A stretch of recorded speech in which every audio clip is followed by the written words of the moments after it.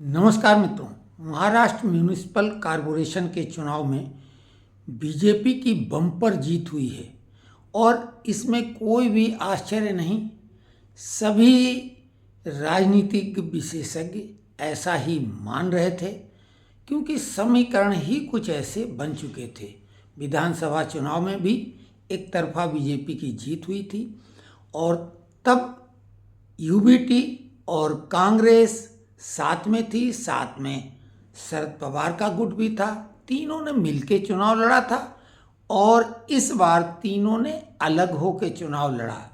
यही नहीं, AIMIM जो इन्हीं के द्वारा उस विचारधारा को पोषित किया गया, पल्लवित किया गया, पुष्पित किया गया, लेकिन फल तो ओवैसी तोड़ ले गए। और BMC चुनाव में जो ओवैसी का प्रदर्शन रहा वो राज ठाकरे की पार्टी से बेहतर रहा, शरद पवार अजीत गुट से बेहतर रहा। तो ऐसे में ये सब कुछ अचानक नहीं हो गया, ये तो लगभग तय था। राज ठाकरे और उद्धव ठाकरे जो शिवसेना है वो राजनीतिक संगठन होने के बजाय गुंडों का एक ग्रुप था। थोड़ा सा ये था कि वो रजिस्टर्ड ग्रुप था क्योंकि मुंबई सिनेमा के इर्द गिर्द इनकी राजनीति घूमी। कभी दक्षिण भारत तो कभी हिंदी भाषी लोगों को इन्होंने निशाना बनाया और उसी पे मराठी अस्मिता का नारा देकर ये विशेषकर मुंबई पर राज करते रहे। लेकिन 28 साल के राज का अंत हुआ और वो भी इसलिए कि अति सर्वत्र वर्जित उद्धव ठाकरे, संजय जो हैं उनकी वजह से जो ये चल पड़े उनके सिखाए रास्ते पर, परिणाम यही आना था। हालांकि कुछ दिनों के लिए मुख्यमंत्री की कुर्सी पर वो बैठ गए, लेकिन जिस तरीके से पूरा संचित पुण्य जो है एक साथ उन्होंने उसको जैसे सोने का अंडा देने वाली मुर्गी का पेट फाड़ लिया और अंडा तो नहीं मिला, मुर्गी भी मर गई। हाँ, ये है कि इन्हें मुख्यमंत्री की कुर्सी कुछ दिनों के लिए मिल गई थी, लेकिन जिस विचारधारा से शिवसेना की धमक थी वो विचारधारा इन्होंने रिवर्स कर दी। ये जो हिंदू हृदय सम्राट के पुत्र थे, उनकी पार्टी थी, ये मुस्लिम हृदय सम्राट बनने चले थे और मुस्लिम वोटों के लिए तो होड़ लगी हुई है पूरी तरीके से।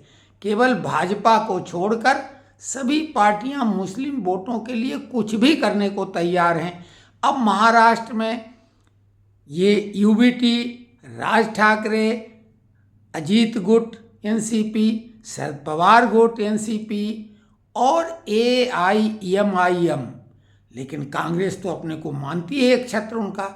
तो कांग्रेस के इतने फरीकान हो गए मुस्लिम वोटों के, तो बीजेपी का जीतना ये जो आए परिणाम है हमें तो कुछ कमतर लगते हैं, इससे बेहतर आने चाहिए थे। और लेकिन कल जो फडणवीस ने देवा भाव जिनको अब बोला जाता है फिल्म स्टाइल में, तो उन्होंने कल बहुत जोरदार एक शेर व शायरी की और बोला, जिसे निभा न सकूं ऐसा वादा नहीं करता, ऐसा जिसे निभा न सकूं ऐसा वादा नहीं करता, मैं अपनी बातें औकात से ज्यादा नहीं करता, भले ही तमन्ना रखता हूं आसमान छूने की, लेकिन औरों को गिराने का इरादा नहीं रखता। बहुत ज़बरदस्त, बहुत जोश खरोश में फिल्म स्टाइल में ये शेर व शायरी की। लेकिन इन्होंने पहले भी एक शेर कही थी और जो बिल्कुल उस पर वो खरे उतरे थे, और वो क्या था, जब मुख्यमंत्री पद की शपथ इन्होंने रात में ही ले ली थी अजीत पवार के साथ मिलके, और उसके बाद मुख्यमंत्री का पद छोड़ना पड़ा। भाजपा की बहुत किरकिरी भी इन्होंने कराई थी और तब इन्होंने विधानसभा में भी 2 लाइनें बोली थी और वो बहुत चर्चित हुई थी। और वो क्या थी, मेरा पानी उतरता देख मेरे किनारे घर मत बसा लेना, मेरा पानी उतरता देख मेरे किनारे पर घर मत बसा लेना, मैं समंदर हूँ लौट कर आऊँगा। मैं समंदर हूँ लौट कर वापस आऊँगा। तो ये वापस तो आए, लेकिन अब यहाँ पर देवा भाऊ जो अब हिंदू हृदय सम्राट की विरासत एकनाथ शिंदे के साथ संभाल रहे हैं, और जब उद्धव ठाकरे के राज में हिंदुओं पर घोर अत्याचार हुए थे मुस्लिम तुष्टीकरण के चलते, क्या सबसे बड़ा कांड इस देश का पालघर संत हत्याकांड, जिसमें 2 साधुओं को पुलिस संरक्षण में होने के बाद साथ में उनका ड्राइवर भी था, पुलिस ने उन्मादियों के हाथ में उनको सौंप दिया और उनकी हत्या करा दी।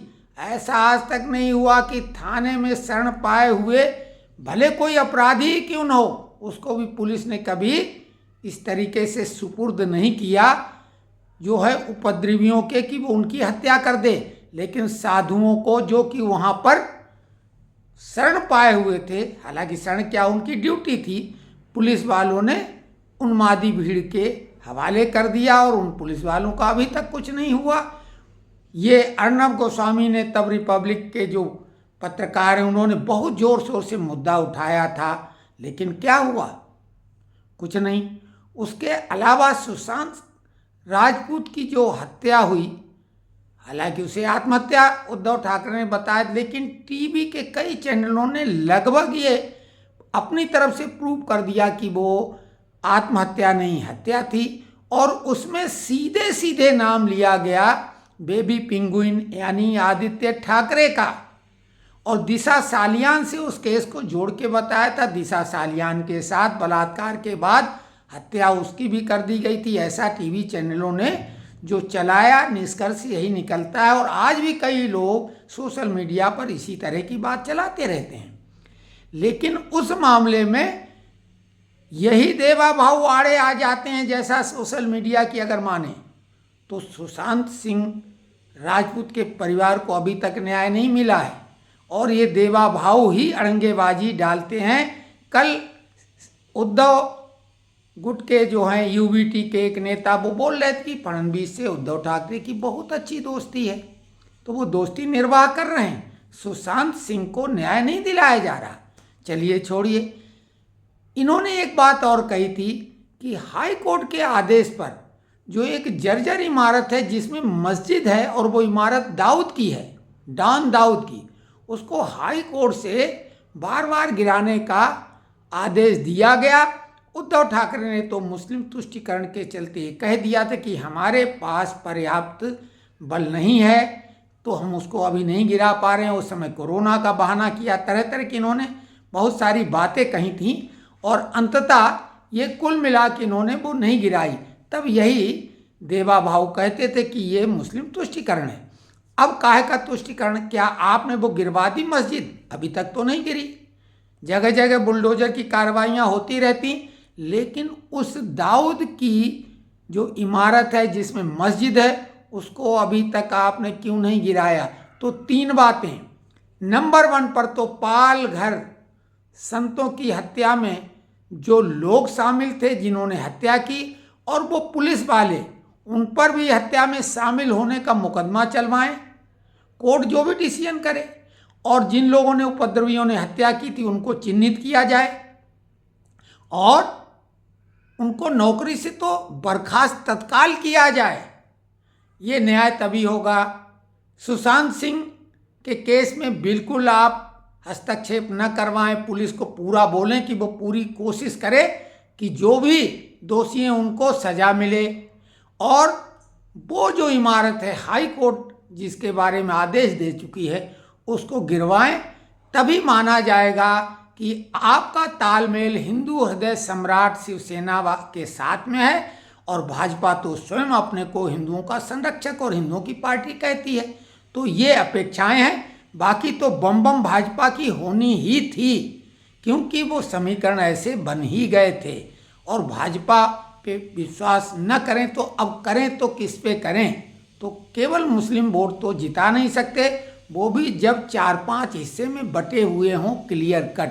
तो ये विश्लेषण हमारा है। और देवा भाव से निवेदन है कि देवा भाव आपने जो कहा कि ऐसा वादा नहीं करता जिसे निभा न सकूं, यानी जिसे निभा न सकूं ऐसा वादा नहीं करता, तो अब ये वादा नहीं। आपने जब चुनाव ये विधानसभा का लड़ा था तब पूरी उम्मीद थी कि न्याय मिलेगा। तो ये आप लोग जो दर्शक हमारे मित्र हैं वो कमेंट्स करें कि ये विश्लेषण कैसा लगा भाजपा की म्युनिसिपल कॉरपोरेशन की जीत पर।